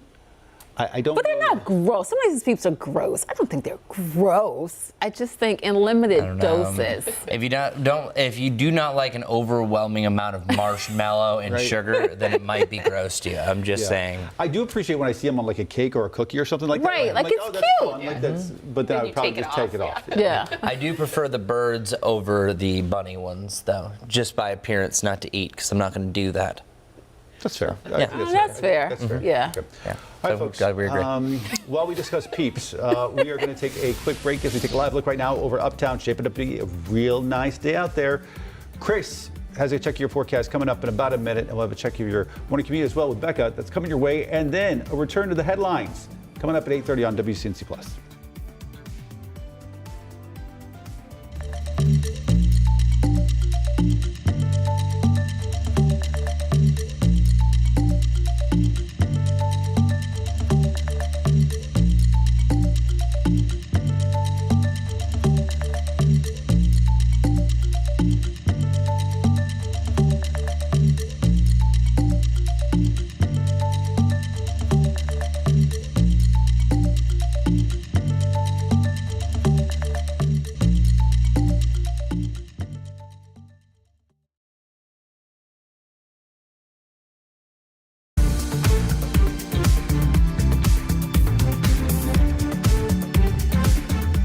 Good morning, y'all. Check out our forecast. Temperatures can be warming up in a hurry. We're into the lower to the mid 60s. Start off the afternoon, popping right around 70 degrees come 4 to 5 o'clock. We're going to have a high about 72 degrees today. And then as we work our way through the evening, it's going to be a delightful one. We can expect temperatures to fall down through the 60s, eventually leveling out in the upper 50s by the end of Bark in the Park. That's right. Bring your dog to the ballpark for the Charlotte Knights. For our extended Guy Roofing 7-day forecast, you can see the lower to the mid 70s today and tomorrow.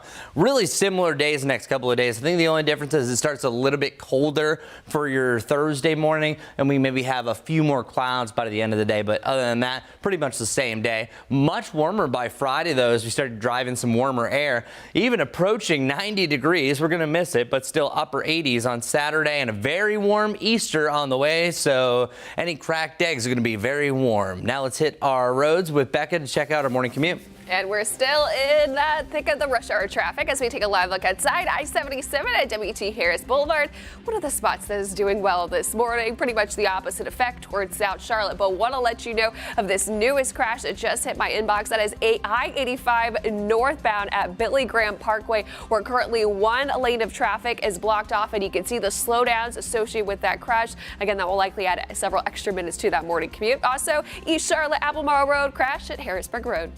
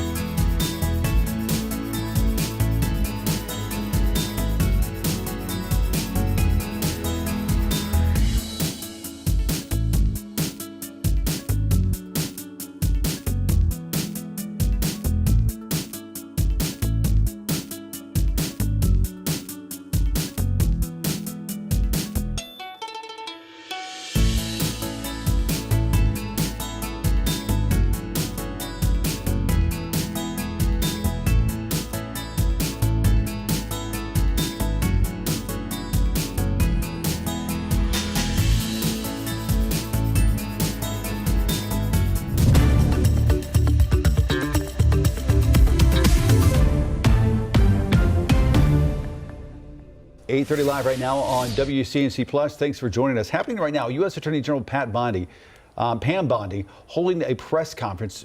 She's announcing actions against the state of Maine for Title IX violations. Take a listen.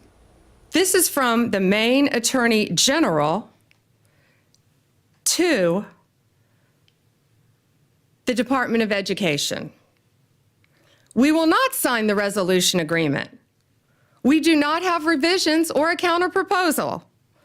We agree we are at an impasse. Nothing in Title IX or its implementing regulations prohibits schools from allowing transgender girls and women to participate on girls' and women's sports teams. Well, they must not be reading the same Title IX that we're reading. We believe they are failing to protect women, and it's not only an issue in sports, it is a public safety issue. These boys are allowed to go in women's restrooms. They are allowed to go in the women's dressing rooms and get fully naked and change in biological boys and change clothes in front of these young women. Maine's leadership has refused to comply at every turn, so now we have no other choice. We are taking them to court. What we are seeking an injunction to get them to stop this, stop what they're doing. That's pretty simple. And we are seeking to have the titles returned to the young women who rightfully won these sports.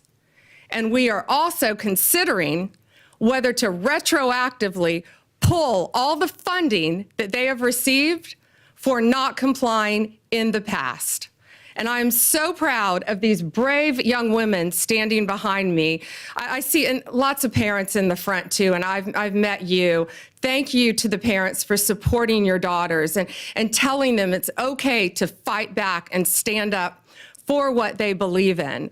Some of these young women have endured vicious injuries too as a result of boys playing in their sports. It's my honor now to introduce to you our Secretary of Education, Linda McMahon.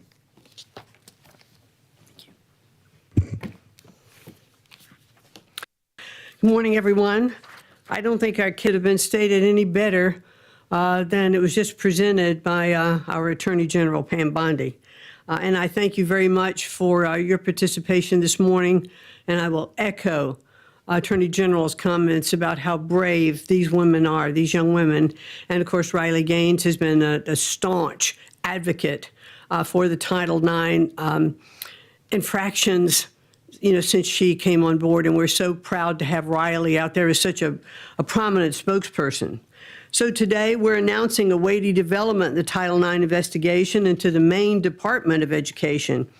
We, the Department of Education, analyzed Maine's Education Department for compliance with Title IX of the Education Amendments of 1972, which prohibits sex-based discrimination in any school or education program that receives federal funding. Unfortunately, our investigation has found that Maine continues to willfully violate Title IX and to strip the civil rights of female athletes in the state. And as Pam alluded as well, it's not just about their civil rights, it's about their safety. And we, after our investigation, we found we really had no other choice. We thought the infractions warranted turning them over to the Justice Department for their further investigation. So how do we get here? On February 5th, President Trump signed the executive order keeping men out of women's sports, which directed all states and educational programs receiving federal funds to cease the practice of allowing males to compete in sports programs for women. They didn't make this up. This is the law. This is Title IX. This executive order was aimed at protecting women like fencer Stephanie Turner or volleyball player Peyton McNabb from being injured and unfairly outmatched by male athletes. President Trump didn't pull any punches. He explicitly warned Maine and Governor Janet Mills that Maine would risk losing federal funding if it continued to allow males to participate in women's sports. Governor Mills chose to openly flout Title IX compliance, telling President Trump, and I'll repeat what the general said, "We'll see you in court," and obviously we are going to.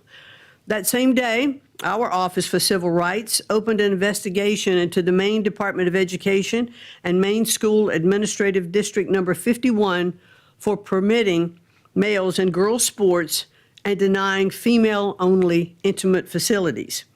The department's investigation confirmed Maine's Title IX violations, and we offered Maine leaders multiple opportunities to change their policy and to protect women in sports, and they have refused. So now as DOJ begins their enforcement actions, I hope Governor Mills will recognize that her political feud with the president will deprive the students in her state of much more than the right to fair sporting events. After all, compliance with federal civil rights law is a universal prerequisite for receiving federal funding. The Trump administration could not be any clearer to all states, sports leagues, and educational institutions.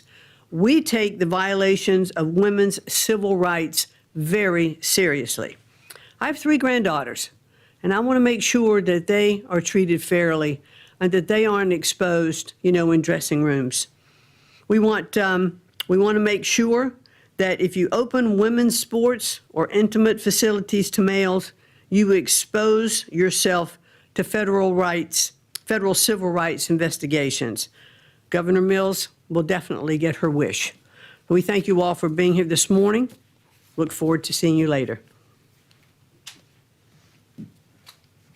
Thank you, Secretary. I'd now like to introduce to you State Rep Laurel Libby from Maine, who has been a champion for these young women in the state of Maine. And thank you, Representative. Thank you, Attorney General Bondi.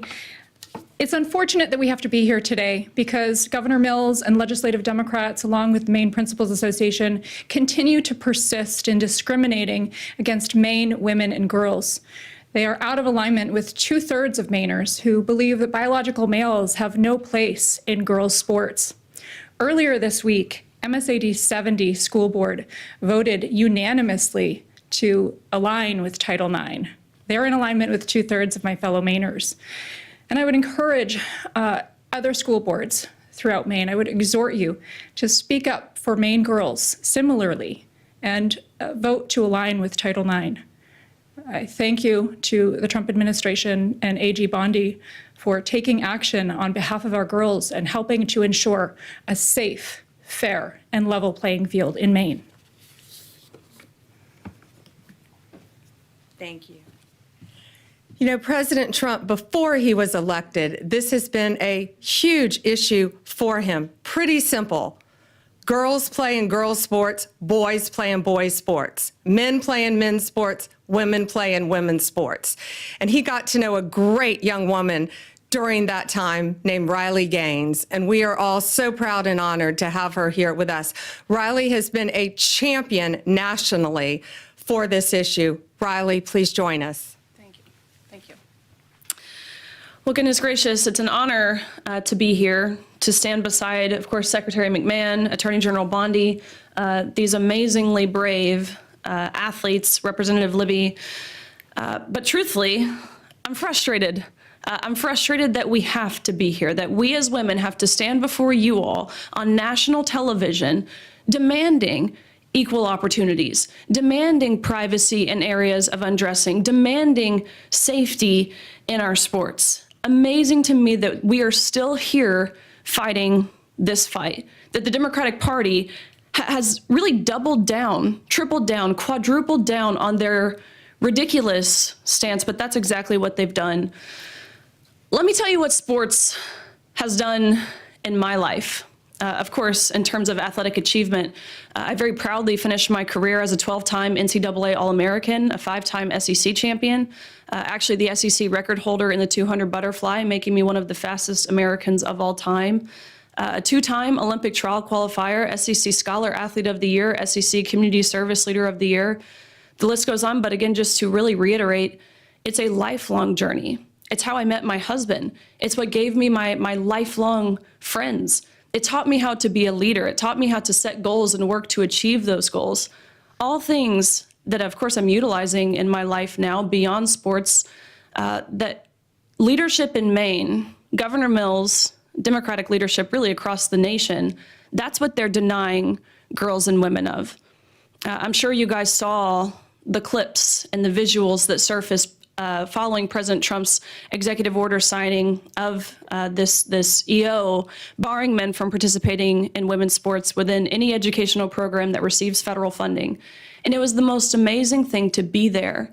And you have all of these young girls. I'm talking 5, 6, 7, 8 years old. They've got their jerseys on, their sports uniforms, their big bows in their hair that they wear on the soccer field. That visual means more to me than I could possibly put into words, and that is what is at stake here. That is who Governor Mills is fighting, not Donald Trump. It's those little girls, and I believe that's sick. It's regressive is what it is. They do this under the guise of progress, indicating we are moving in the positive forward direction. No, what Governor Mills is doing, and again, Democratic governors across the nation, is deeply regressive and utterly misogynistic. Over the past 3 years, I've had the opportunity to speak to countless girls in Maine and again across the country, countless parents, coaches who all virtually say the same thing. Why wouldn't anyone protect my athlete? Why wouldn't anyone protect my daughter? Why wouldn't anyone protect me? I've talked to girls who have lost roster spots, of course, podium finishes. I've talked to girls who have been exploited and simultaneously exposed to naked men in intimate areas of undressing. I've talked to girls who have been severely injured in their sports due to a male player on the opposing team. For crying out loud, we have a female representative from Maine, Laura Libby, you just heard from her. She didn't tell you what happened to her. She lost her ability to vote and to speak on the House floor for defending girls and women, for posting about what was happening in Maine. No, this type of oppression didn't happen in Afghanistan. No, this type of censorship didn't happen in England. It happened right here in America under Democratic leadership. Again, this isn't progress. I would describe this as betrayal. Let this be a notice, these actions that we have seen put forward today by the Department of Justice, by the Department of Education, to all other states who are not willing to comply with federal law, that federal law being Title IX, which is very clear in how it was originally implemented, or at least it should be. We never knew we had to define this word sex until these both elected and unelected bureaucrats started to go through the back door and reinterpret this word to mean what they want it to mean. Originally implemented in 1972, it was only 37 words, very brief. Ultimately, of course, preventing sex-based discrimination. Let this be a notice, California, Minnesota, the likes thereof. If you do not comply with federal law, you do not get to reap the benefits of complying with federal law. Of course, one of those benefits being receiving federal funds. Women are protected and recognized under federal law, again, that law being Title IX. The U.S. government under President Trump, including the Department of Justice, including the Department of Education, will not stand by and ignore when the federally protected rights of women and girls are being violated. Again, that encounter between Governor Mills and President Trump went viral for really all of the right reasons. I think she thought she had this mic drop moment when she said, "I'll see you in court." Guess what? You will, because President Trump is a man of his promises. That was his campaign slogan. That's what we've seen delivered. Promises made, promises kept. This is another one. People, the American people, girls, women, boys, men, old, young, white, black, gay, straight, none of those identity factors matter. We want transparency and we want accountability. Again, we voted overwhelmingly in favor of that on November 5th. And accountability is back in the White House. So I stand before you all today, and I thank you, again, Secretary McMahon, Attorney General Bondi. I thank you on behalf of course, myself, but I think more importantly, my younger sister, of all the women and girls who have dreams, like I did when I was young, to achieve, to succeed in my sport and beyond. So thank you. Riley, thank you. And Zoe would now like to say something. Tell us about your sport too, Zoe. So I compete in soccer and indoor track and outdoor track.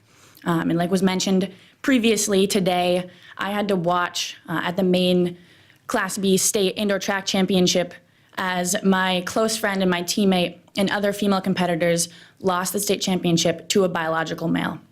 And this was heartbreaking for me to have to watch. And Riley said that it's betrayal, and that's what it is. It is the job of our elected officials to protect our young female athletes, and they have failed to do that. We walk into sports expecting to have a level playing field, and to walk into the state championship to see a biological male there and to lose to a biological male, that's betrayal.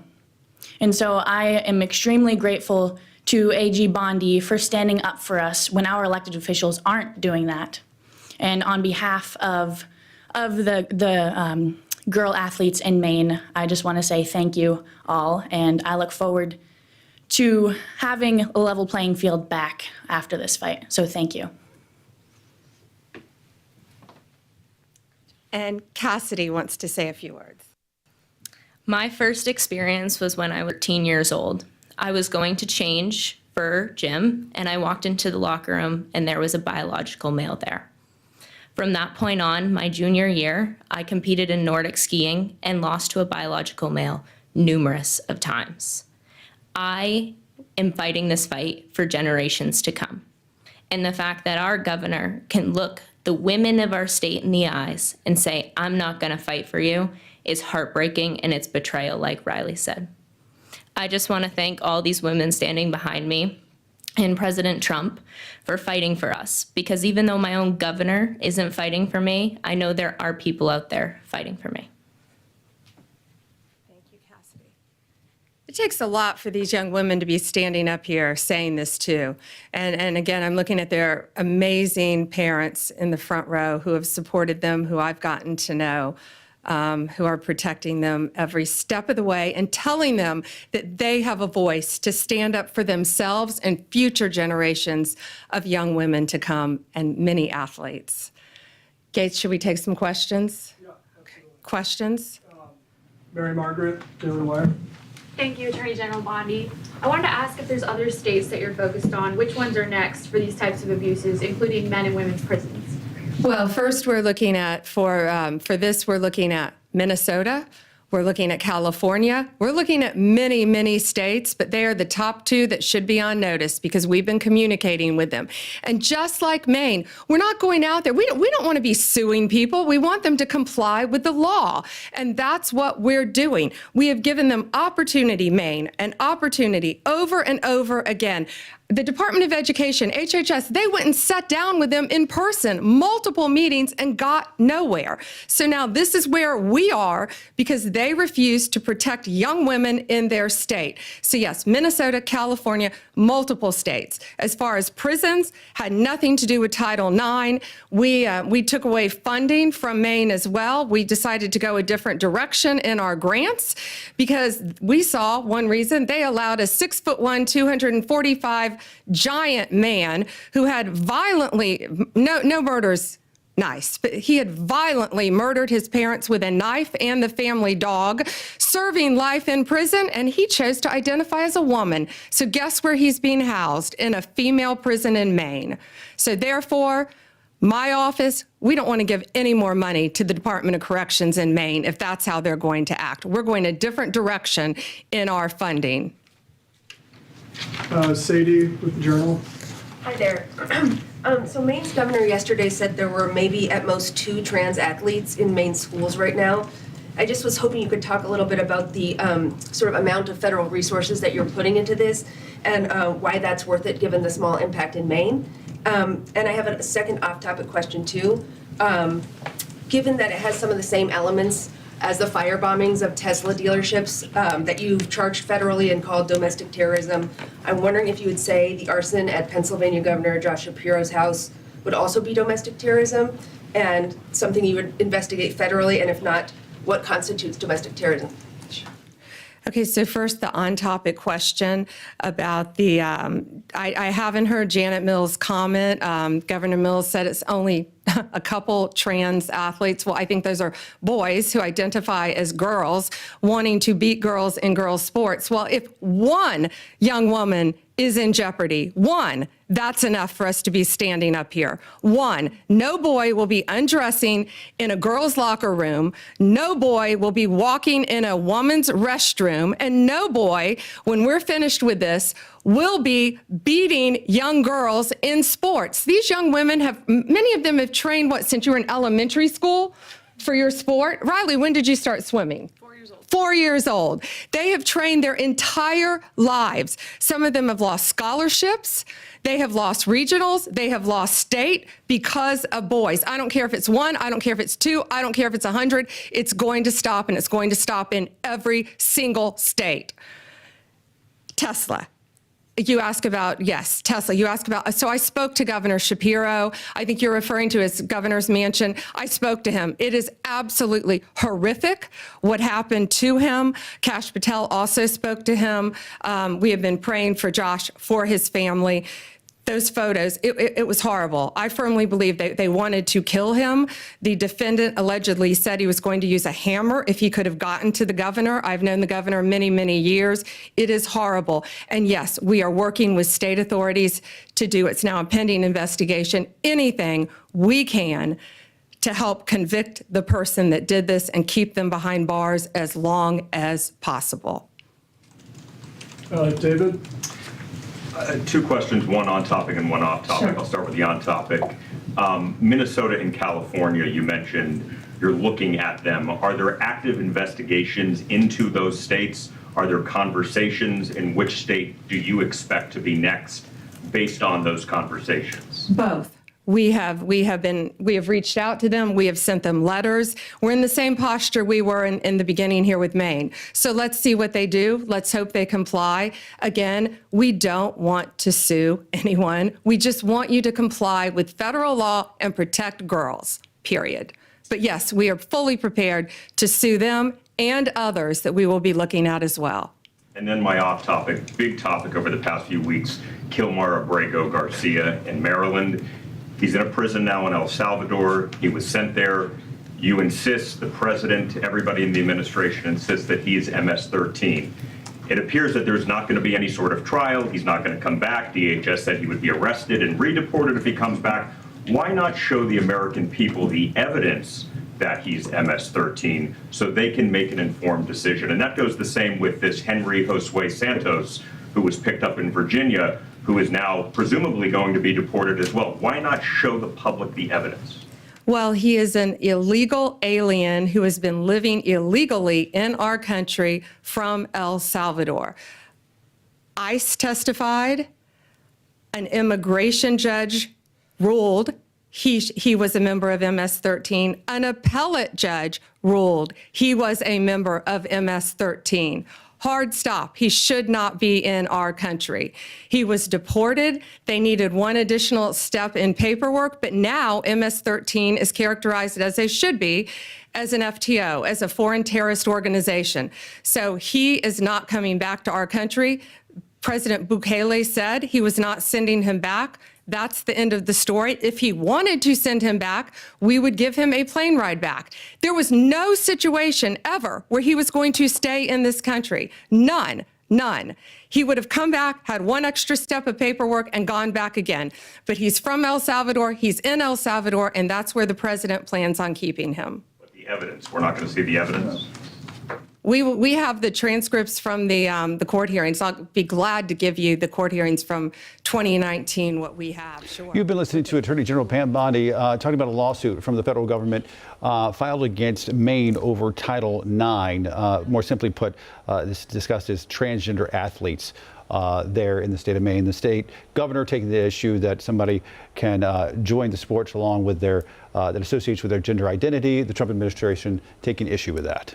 Again, this is going to be ongoing for quite some time, but we're going to take a quick break right now. But of course, keep it right here on WCNC Plus at 8:56. We're going to have an update on the weather and traffic, and then you will see the headlines streaming on WCNC Plus. Our own Jane Monreal is going to take over from our live Impact studio. Stay with us.